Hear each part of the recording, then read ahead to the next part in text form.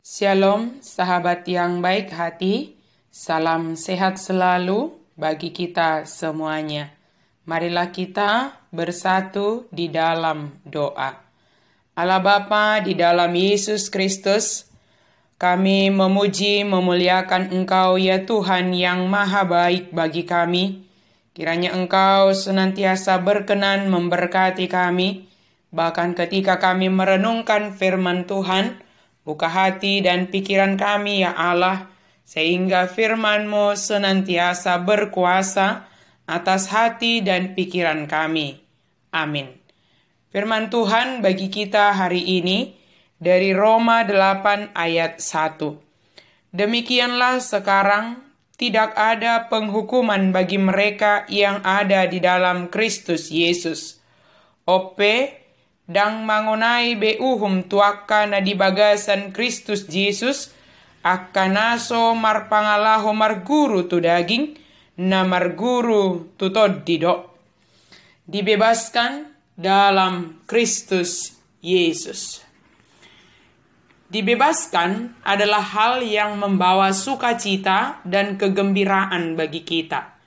Dibebaskan memiliki makna kepedulian dan kasih, sehingga yang membebaskan tergerak untuk melakukan tindakan pembebasan bagi orang yang membutuhkan. Sebagaimana dua tenaga kerja Indonesia, Sumartini dan Warnah, yang telah kembali ke Indonesia setelah bebas dari hukuman mati di Riyadh, Arab Saudi. Kita bisa baca dari berita BBC 25 April 2019 yang lalu, sudah lama. Mereka dibebaskan melalui bantuan Duta Besar Indonesia untuk Saudi, Agus Maftuh AB Gebriel. Walau mereka dibebaskan dari hukuman mati, tetapi akibat kesalahan yang dilakukan oleh mereka tetap menerima konsekuensinya menjalani hukuman penjara 8 hingga 9 tahun. Berbeda dengan kisah di atas, jika kita hidup dalam Kristus Yesus, maka kita akan dibebaskan, dimerdekakan, dan tidak ada perbudakan yang akan memperbudak kita. Tanpa Yesus, kita tidak akan memiliki harapan sama sekali. Tetapi syukur kepada Allah, Dia telah menyatakan kita tidak bersalah dan memberi kita kebebasan dari dosa serta kuasa untuk melakukan kehendak-Nya.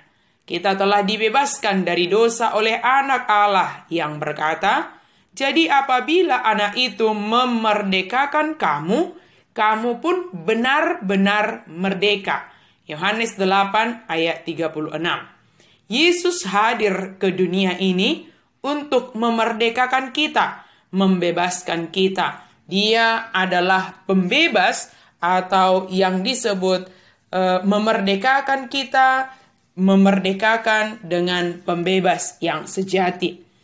Roh yang memberi hidup telah memerdekakan kamu dan dalam Kristus dari hukum dosa dan hukum maut. Bisa kita bandingkan Roma 8 ayat 2, lanjutan dari ayat harian kita hari ini. Kita tahu kebenaran itu dan kebenaran itu telah membebaskan kita.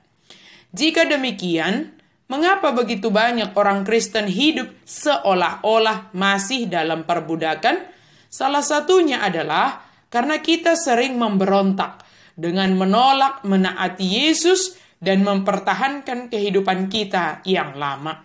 Paulus mengatakan pada Efesus 4 ayat 17 sampai 32, kalau kita bisa baca secara lengkap, untuk menanggalkan sifat yang lama dan mengenakan manusia baru dengan kebenarannya dan kekudusannya.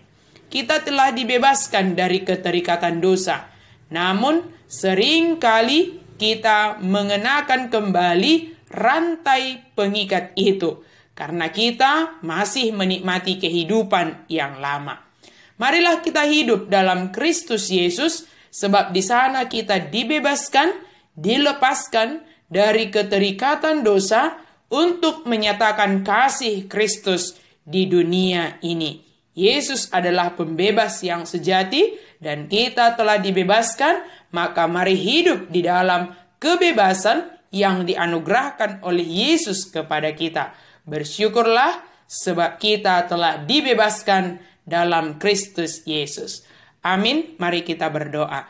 Terima kasih Tuhan untuk firman-Mu. Terima kasih Tuhan untuk kasih karunia-Mu. Terima kasih Tuhan untuk belas kasih-Mu yang telah memerdekakan kami, yang telah membebaskan kami. Kiranya kami boleh hidup di dalam kebebasan itu, di dalam kemerdekaan itu, sehingga hidup kami boleh kami nikmati dan boleh menjadi berkat bagi orang di sekitar kami. Dalam nama Yesus kami berdoa dan bersyukur. Amin.